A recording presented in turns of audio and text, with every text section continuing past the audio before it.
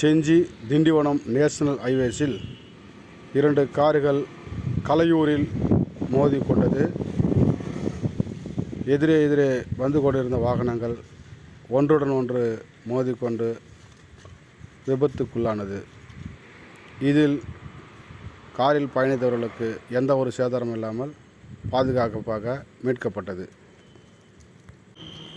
இடம் Kalaiyur Nayara petrol bunk அருகில்.